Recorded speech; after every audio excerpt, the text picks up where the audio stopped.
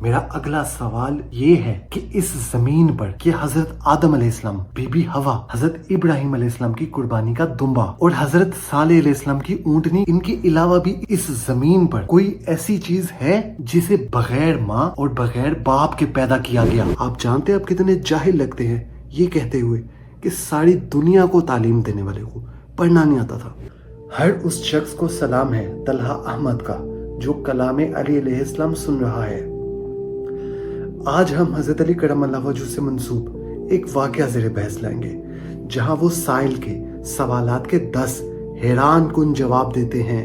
تو ہوا یہ کہ ایک پریشان حال شخص حضرت علی کرم اللہ وجہ کی خدمت میں حاضر ہوا اور اپنا دکھ یوں بیان کیا کہ یا علی، کہ میں کچھ دن سے کچھ سوالوں کے جواب کی تلاش میں ہوں۔ میں نے بہت کوشش کی کہ میں خود ان کے جواب تلاش کروں، لیکن ہزاروں کوششوں کے بعد بھی میں ان کے جواب تلاش نہ کر سکا۔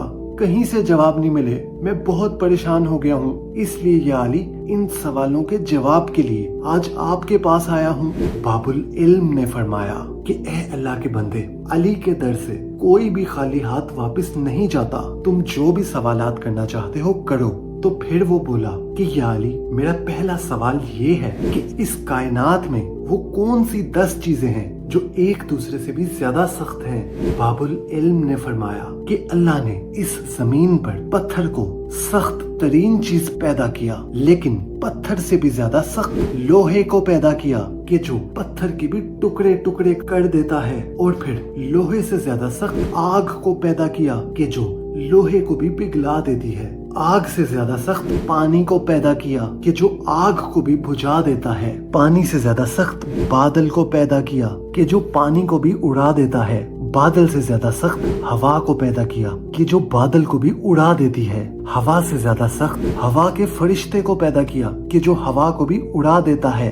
ہوا کے فرشتے سے زیادہ سخت ملک الموت کو پیدا کیا کہ جو ہوا کے فرشتے کو بھی مار دیتا ہے۔ یہاں ایک ضروری بات یہ ہے کہ ملک الموت پر پوری ویڈیو بنی ہے جس میں باب العلم نے یہ بتایا ہے کہ اللہ کہاں ہے۔ یہ ویڈیو آئی بٹن میں ہے۔ پھر آپ نے فرمایا ملک الموت سے بھی زیادہ سخت موت کو پیدا کیا کہ جو ملک الموت کو بھی مار دے گی، اور موت سے بھی زیادہ سخت اللہ کا لفظ کن ہے کہ اس کن کو پھر ہونے سے کوئی بھی نہیں روک سکتا۔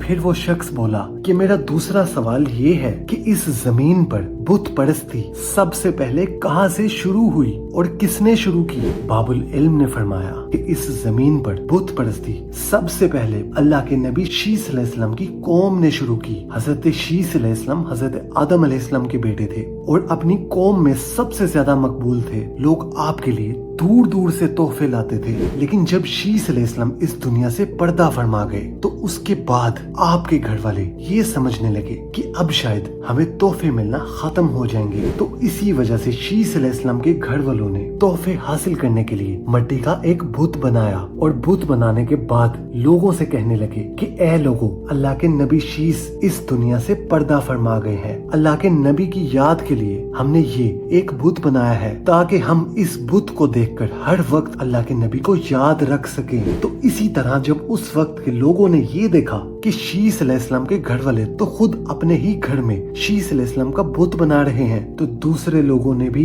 اپنے اپنے گھروں میں شیس علیہ السلام کا بت بنانا شروع کر دیا، اور اس طرح شیطان نے ان لوگوں کو گمراہ کیا اور ان کی آنے والی اگلی نسلوں کے دلوں میں بھی کفر ڈالنے لگا، اور اس کفر کی وجہ سے اس زمین پر سب سے پہلے بت پرستی کا آغاز ہوا۔ پھر وہ شخص بولا کہ یا علی، میرا اگلا سوال یہ ہے کہ اصحاب کہف کے علاوہ اس زمین پر مرنے کے بعد کیا کچھ اور لوگ بھی دوبارہ زندہ کیے گئے ہیں؟ اگر ہاں تو کون ہے وہ؟ باب العلم نے فرمایا کہ اصحاب کہف کے علاوہ اللہ نے موسیٰ علیہ السلام کی قوم کو مرنے کے بعد دوبارہ زندہ کیا تھا۔ جب موسیٰ علیہ السلام نے اللہ کا دیدار کرنے کے لیے اللہ سے درخواست کی تو اس وقت اللہ نے موسیٰ علیہ السلام کو کوہ طور پر بلوایا۔ جب موسیٰ علیہ السلام کوہ طور پر پہنچے تو اس وقت آپ کے ساتھ آپ کی قوم کے 70 لوگ اور تھے۔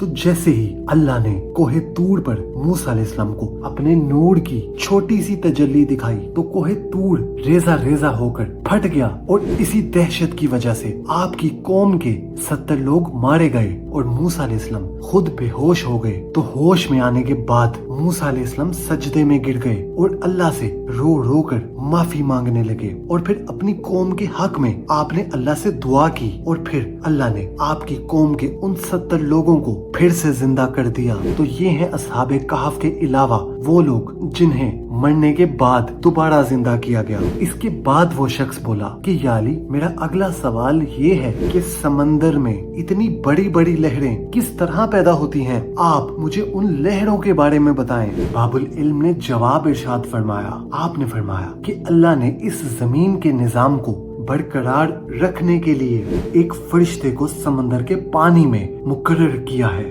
और उस फरिश्ते का नाम रोमान है। जब ये फरिश्ता पानी में अपने कदम रखता है तो समंदर में एक जलजला तारी हो जाता है और इस जलजले की वजह से ही समंदर में इतनी बड़ी बड़ी लहरें पैदा होती हैं। इसके बाद वो शख्स बोला कि मेरा अगला सवाल ये है कि इस जमीन पर सबसे पहले शेरो शायरी किसने शुरू की?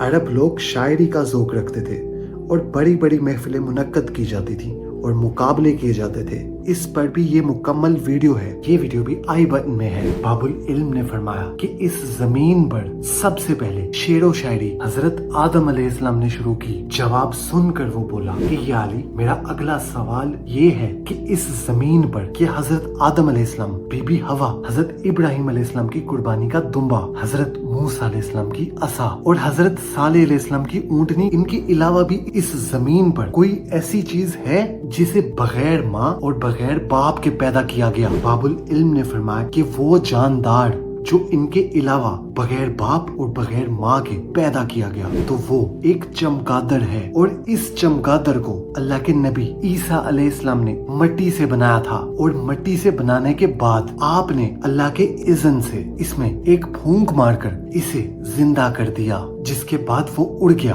तो ये था वो चमगादड़ जो बगैर माँ और बगैर बाप के पैदा किया गया। फिर वो बोला कि या अली, मेरा अगला सवाल ये है कि इस जमीन पर हजरत आदम अलैहिस्सलाम और बीबी हवा को किस जगह उतारा गया और जमीन पर उतरने के बाद ये दोनों एक दूसरे से किस जगह मिले? कुरान नातिक ने फरमाया कि अल्लाह ने आदम अलैहिस्सलाम को इस जमीन पर वादिय सरंदीप में उतारा और बीबी हवा को जमीन जद्दा में उतारा और ये दोनों बहुत सी मुश्किलात का सफर तय करने के बाद एक दूसरे से मक्का की सरजमीन में मिले। फिर वो शख्स बोला कि मेरा अगला सवाल ये है कि आदम अलैहिस्सलाम के साथ इस जमीन पर जन्नत से एक परिंदा आया था, उस परिंदे का नाम क्या था और वो क्यों आया था? बाबुल इल्म ने फरमाया कि उस परिंदे का नाम लटोड़ा है। जब आदम अलैहिस्सलाम इस जमीन पर आए, पानी को इस जमीन पर तलाश करना बहुत मुश्किल था, तो बस ये परिंदा उड़कर आदम अलैहिस्सलाम को जमीन पर पानी के मुख्तलिफ मुकामात के बारे में बताता ताकि वो उस मुकाम पर पहुंचकर पानी पी सकें। इसके बाद वो शख्स बोला कि या अली, मेरा अगला सवाल ये है कि वो अल्लाह के कौन से नबी थे जिनके दो दो नाम थे? बाबुल इल्म ने फरमाया कि उनमें सबसे पहले हजरत यूशा बिन नूह अलैहिस्सलाम है, इन्हें हजरत जुल्किफ्ल भी कहा जाता है। दूसरे हजरत अयूब अलैहिस्सलाम है, इन्हें हजरत इजराइल भी कहा जाता है। तीसरे हजरत खिजर अलैहिस्सलाम है, इन्हें हजरत तालिया भी कहा जाता है। चौथे हजरत ईसा अलैहिस्सलाम है, इन्हें हजरत मसीह भी कहा जाता है। और पांचवें अल्लाह के रसूल, अल्लाह के नूर हजरत मोहम्मद मुस्तफा सल्लल्लाहु अलैहि वसल्लम है और इन्हें अल्लाह के अर्श पर अहमद भी कहा जाता है। इसके बाद वो शख्स कहने लगा कि या अली, मेरा आखिरी सवाल ये है कि जहन्नम में जहन्नमी लोग किस जुबान में बात करेंगे? बाबुल इल्म ने फरमाया कि दोज़ख में दोज़खी लोग आग के पुजारी यानी कि मजूसियों की जुबान में बात करेंगे और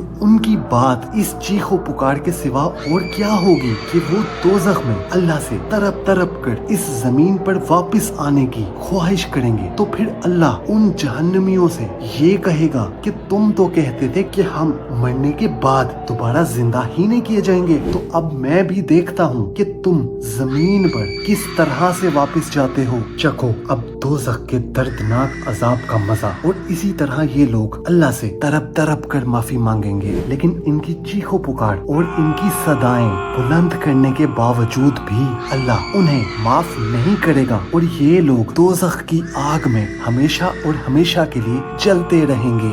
میں علم کا شہر ہوں اور علی اس کا دروازہ ہے۔ اب جو بھی علم حاصل کرنا چاہے وہ اسی دروازے سے آئے۔ المستدرک اور سینکڑوں حوالے ہیں نبی علیہ السلام کی اس حدیث کے۔